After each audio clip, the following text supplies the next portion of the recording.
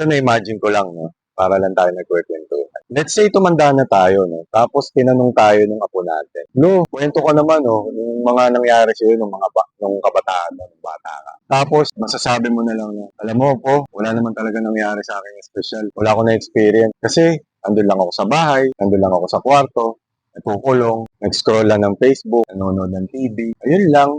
Tapos kain, tulog, tambay, minsan inom. So, ano yung value na may bibigay mo doon sa future generations na magiging ikaw? Siyempre, nag-i-invest ka na ngayon sa sarili mo ngayon kasi meron kang nakikitang future na hindi pa nangyayari. Kasi yung mga apo mo, wala pa ngayon eh. Meron ka palang anak.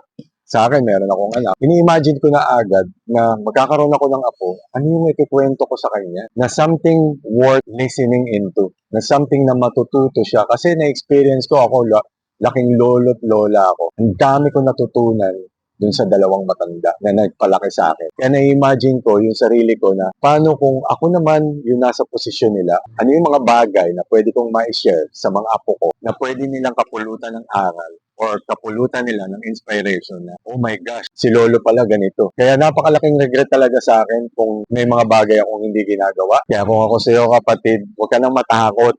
Gawin mo na yung mga bagay na laging bumabagabag sa iyo. Yung kinakatakutan mo, gawin mo na yon. Eto na yung sign. Kasi meron lang tayong isang chance dito sa mundo para mabuhay. And gagawin mo pa ba yung mga bagay na i-regret mo in the future? Siyempre, yung mga katulong lang sa'yo. And always take that risk. Wala namang mawawala.